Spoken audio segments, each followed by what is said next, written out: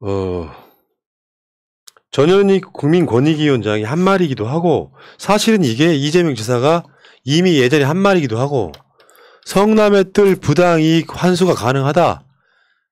왜?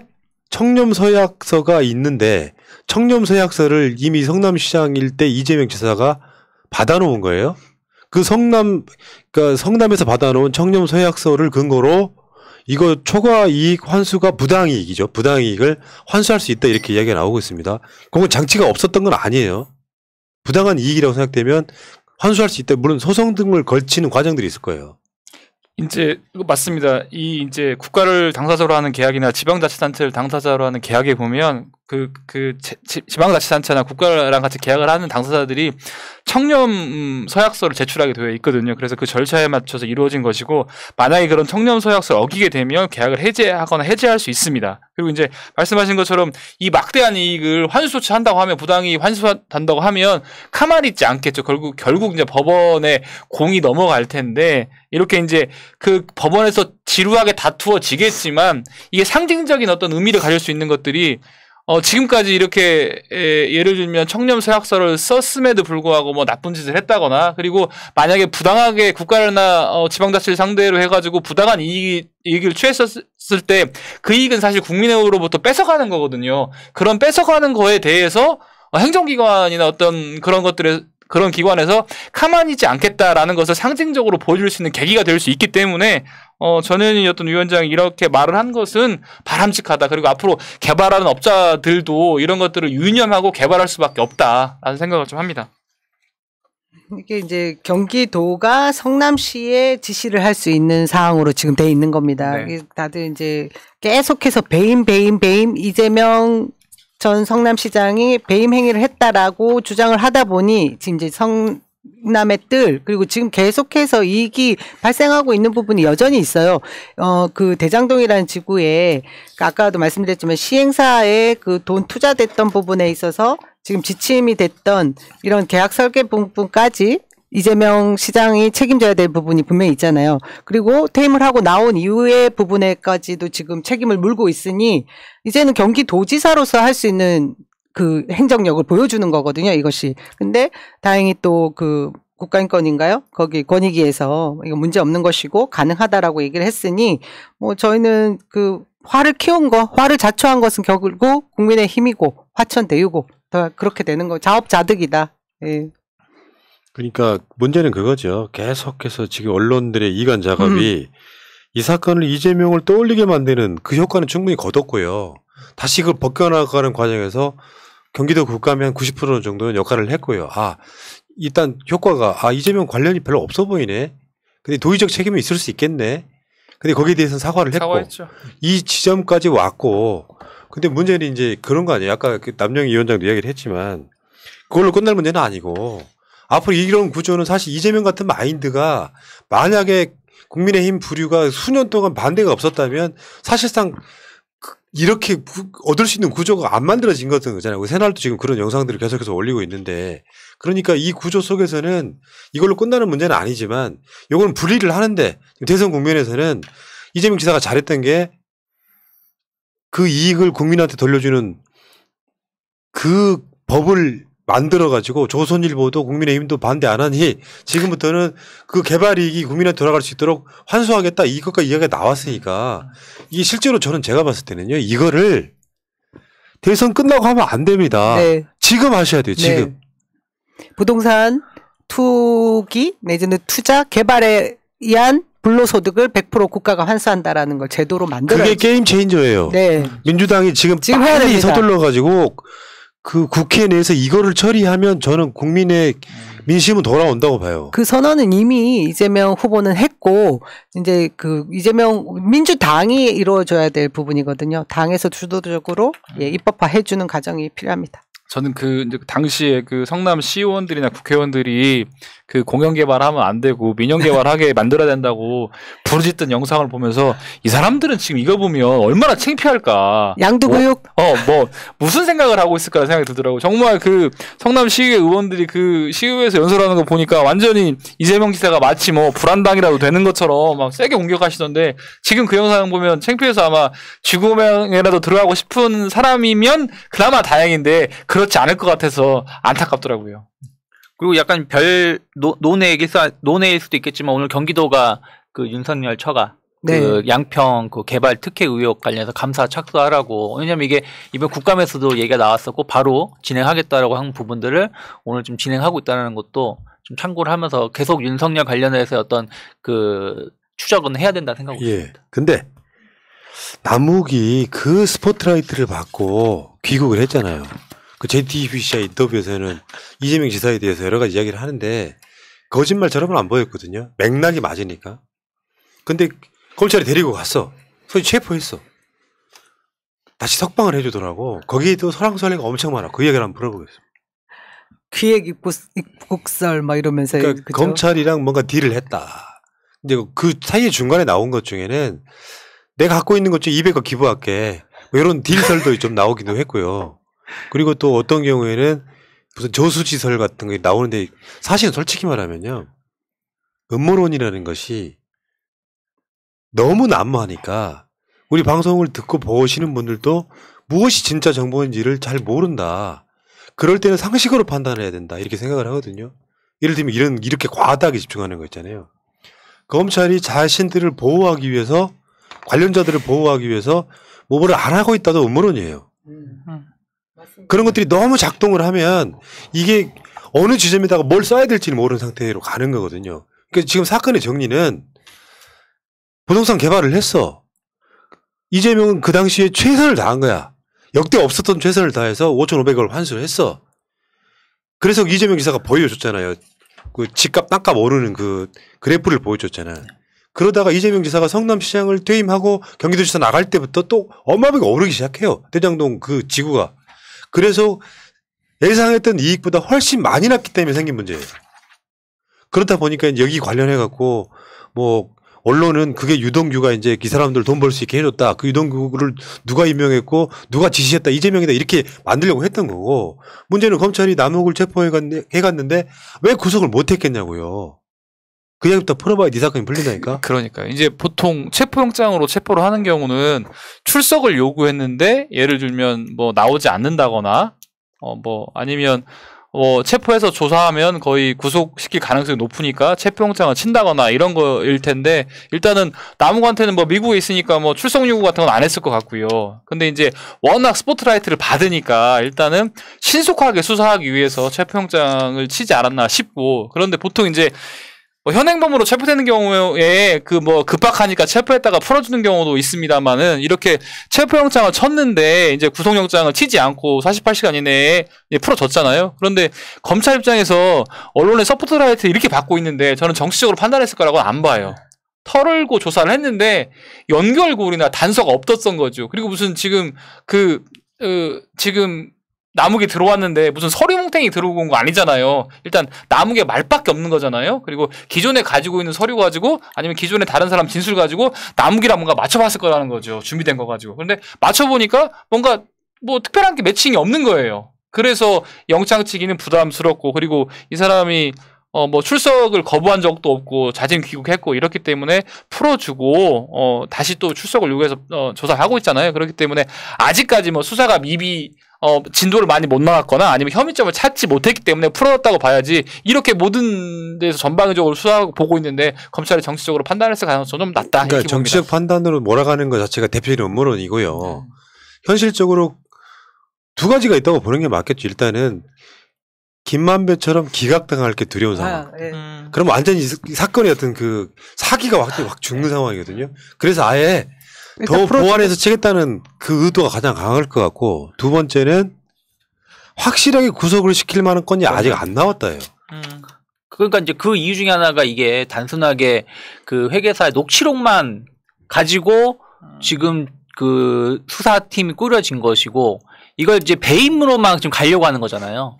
그러니까 무슨 얘기냐면 돈을 받은 사람이 있는데 그 받은 사람에 대한 계좌는 조사하지 않고 단순하게 녹취록 그리고 이거 배임으로 엮으려고 하다 보니까 내용이 부실해지고 그러다 보니까 김만배 놓치고 그러니까 놓쳤다는 표현이 구속을 못하고 그런 상황에서 남욱하고 만났는데 남욱도 어쨌든 변호사 아닙니까?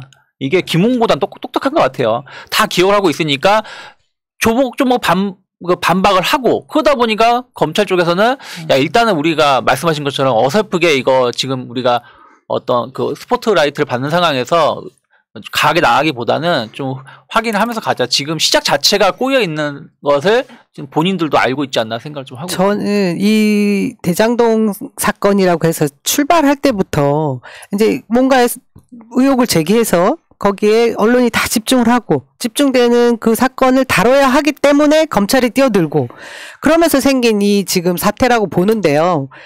아니 그 구조가 계약 조건이 있고 그리고 공모를 했고 뭐 이런 상황들 때문에 돈 놓고 돈 먹는 기본적인 그 틀에서 범법 행위가 없다라고 하면 돈 많이 번 걸 가지고 무조건 죄악시할 수 없는 거가 우리 대한민국 자본주의 현실 아닙니까?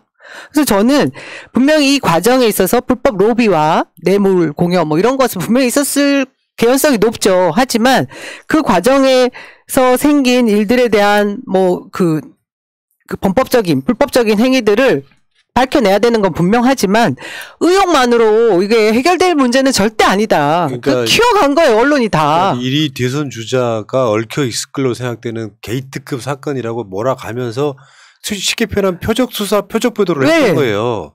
근데 지금 결과물은 이게 그냥 돈 놓고 돈 먹은 그쵸. 구조인 거예요, 그냥. 그러니까 내가 말했잖아요. 돈을 많이 벌었다고 죄가 되지는 않잖아요. 세 마리.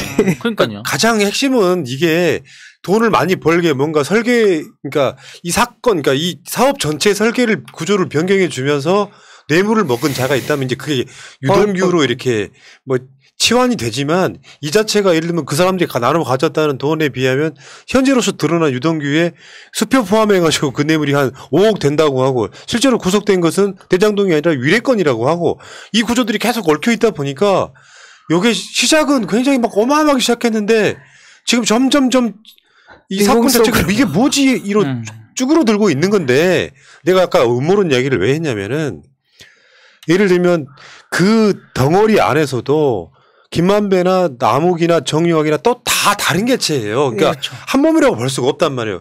근데 음모론은 어떻게 시작을 하냐면 이 사람들이 무슨 뭐 어디 어마어마한 돈 가진 자가 있고 이 자가 뭐 이걸 이렇게 막 해가는 과정에 그들은 거의 완벽한 악마들입니다.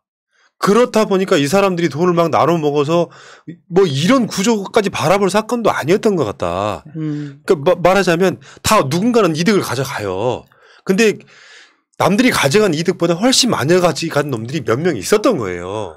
이 사건을 이재명에 연결시키다 보니까 지금 이상하게 꼬여 있는 거지. 그러니까 이게 지금 또 우리가 잘 봐야 되는 게 뭐냐면 이게 회사긴 회사인데 엄밀히 따지면 그냥 1인 회사인 거나 마찬가지예요. 개인 사업자처럼. 무슨 얘기냐면 이 법인이라는 게 이익 잉여금이 법인에 쌓여 있으면 이 자금을 함부로 사용할 수가 없어요. 왜냐하면은 그 회사 주주라든지 이런 부분들이 좀 있어서 그래서 일반 뉴스에 나오는 것처럼 회사 오너가 공금을 횡령했네 이런 부분들은 문제가 될 수 있는 건데 이거는 엄밀히 따지면 직원들 몇 명 있는 개인 회사나 마찬가지이기 때문에 물론 법인에 쌓여있는 이익 잉여금을 우리 4명이라 치면은 55 이렇게 내 마음대로 주는 것 자체는 문제가 될 수 있겠지만 이게 일반 법인의 큰 회사 법인의 자금을 개인적인 사적으로 사용한 거랑 좀 다른 개념일 수가 있다는 거예요. 그러니까 검찰 쪽에서도 이것을 법인 자금을 개인적으로 횡령 뭐 착복한 걸로 죄를 씌우려고 해도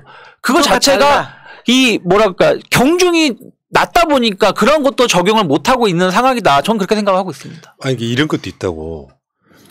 50억이 푼돈이만 해도 예를 들면 돈이 많아갖고 법률적으로 보호받기 위해서 아까 말한 검사들이 다 등장하는 사건이에요. 근데 예를 들어서 곽상도 아들이 뭐 뇌물이라고 하면 엄청난 처벌을 받아야 되지만 예를 들어서 수익금이 엄청 많아. 그 사람들한테 뭘 배당의 의미로 뇌물이 아니라 내가 주주였거나 지분이 있어서 배당의 의미로 또는 고문 변호사가 돼줬기 때문에 그 수임료라고 하는 것은 있잖아요. 이재명 지사 무슨 재판하는데 2억 5천 들었다고 했지 이번에 나왔잖아요. 변호사비로 주는 돈은 정해져 있는 게 아니잖아. 네. 그러니까 않죠. 결국에는 내가 고문 변호사로 뭐 몇십억 받아갔다고 해서 그게 불법성이 없으면 그거는 처벌할 수가 없는 거란 말이에요. 그렇죠. 이걸 분리를 해야 되는 거야. 그래서 결국에 남는 게 부동산 값이 이렇게 오르니까 한쪽에서는 지금 대한민국에 벌어지고 있는 무슨 개발 사업 다 한 군데 갖고 털면 비리 안 나올 곳이 있을 것 같아요. 그러니까. 특히 건설 쪽은 복마전입니다.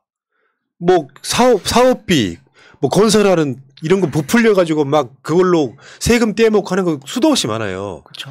이 구조 속에서 흔히 보통의 어느 지역이나 일을 할 수 있는 일을 수도권 거기나 분당 쪽이다 보니까 부동산 값이 많이 뛰었고 요거를 이재명과 연결시키려다 보니까 뒤죽박죽인 거야. 내가 어떤 새끼 편들어야 될지도 모를 때가 있잖아요. 이게 잘 됐냐 못 됐냐 그런 경우가 있는 거예요. 지금 분리가 됐다고 이재명과 대장동은 사실상 분리가 됐다고 보면 나머지 부분은 개혁도 해야 되고 아까 말한 입법도 만들어야 되고 이렇게 돼야 되는 거죠. 네. 이제 남욱 같은 경우는 이제 변호사니까 나름대로 문제가 됐을 때부터 뭐 기록이나 기억들을 제대로 정리해가지고 좀 빠져나갈 것을 많이 고민했을 것으로 추정이 되고요. 근데 이제 약간 논외인데 남욱이 이제 공항에 들어오는 모습이나 이런 걸 보니까 이 표정이나 분위기가 왜 나를 왜 불렀어? 뭐 그러니까 좀 약간 뭔가 억울하면서 귀찮으면서 거기다 플러스해서 이제 이게 행색 자체가 좀 그러니까 거짓말을 또 왠지 안 할 것 같은 뉘앙스를 본인이 좀 이렇게 뭐 이렇게 이미지화 시킨 좀 그런 부분도 있어서 근데 이거 우스갯소리인데 남씨 아니고 김씨라는 소문이 있어요. 가수 김씨. 그래가지고 그러면서도 이제 또 체포되고 나서 영장을 안 치는 거를 보니까 사실 이게 거의 그냥 예를 들면 이게 무슨 유책 관계가 있는 비리라기보다 전애들끼리 정말로 어떻게 돈 빼먹지 이런 과정 속에서 벌어진 자질구레한 일에 불과할 수 있겠구나라는 생각을 좀 합니다. 마치 누리호가 이게 대기권을 솟아오르고 나서 위성이랑 분리가 되잖아요. 네. 거기에 이제 대장동하고 이재명 지사가 분리가 됐어. 막 흩어지고. 이 영화로 만들면 재밌을 것 같지 않아요? 대장동은 그 자체만 넣고 보면 또 영화 꺼리죠. 고발 사주는 더 심한 거고. 더 심하고. 고발 사주는 그 검찰들 영화에 백미를 장식할 수 있을 만큼의 정말 신박한 대한민국 사회가 보는 가장 더러운 민낯을 봐버린 거죠. 아무튼 이 대장동 건은 시작은 굉장히 국정감사 전체. 국정감사가 어떤 자리입니까? 입법부가 행정부에 대해서 감사하는 자리예요. 심지어 사법부까지 감사하는 자리인데 모든 이슈는 거의 안 나와. 이재명 관련한 이야기만 나와. 그게 국정감사예요? 지방사무에 관련된 건데 왜 국정감사를 하냐 지방을. 국비가 들어가는 사업이 있어요. 사실은 못하게 돼 있는 거야. 경기도의회가 있어서 경기도의회가 다 할 수 있는데 국가가 중앙정부가 경기도에 지원해주는 돈이 있어요. 이걸 잘 썼나고 감사하는 거야. 근데 무슨 성남시 대장동을 나 진짜 그런 거 보고 있으면 정말 이게 국정감사는 정치적 장으로 활용 못하게 만들어야 돼. 내가 봤을 때. 아니 그런데 저기 이재명 지사가 그 국감 전에 사퇴하지 않은 것은 끝나고 보면 너무 잘했다. 그 당시에도 잘했다고 생각을 했지만 이게 전공법으로 하는 자세가 너무 잘했다. 웬만큼 의혹도 다 풀렸고 그래서 좋은 선택이라는 생각이 좀 들었습니다. 그리고 대통령이 되려면 그 왜 초등학교 애들도 지나가면서 그 사람 이름 알아야 될 정도가 되잖아요. 이재명 친구처럼 부를 수 있을 정도로 돼야 되는데 저는 이번 그 대장동 게이트를 터트린 국민의힘이 정말 전략이 없었다라는 것과 더불어 국감을 통해서 이재명 후보는 진짜 1,000억짜리 이상의 홍보를 했고 지나가는 강아지도 이제 이재명 할 것 같다는 생각이 들어요. 예. 지금 여러분들이 잊지 말아야 될 것은 그거예요. 부산저축은행 사건에서 왜 윤석열은 대장동 그 자금은 수사를 안 했느냐. 그리고 김만배 누나는 왜 윤석열 아버지 집을 사줬냐. 이거는 규명이 돼야 되는 남은 부분이 그 부분이죠. 그렇죠. 규명돼야 될 부분. 이재명과 연관이 없다는 건 사실상 수사받듯이 받은 이제 사실상 이재명 청문회였던 경기도 국정감사에서 밝혀졌다. 분리됐다. 발사 성공했다. 뭐 이런 거죠. 자, 여기까지 하겠습니다.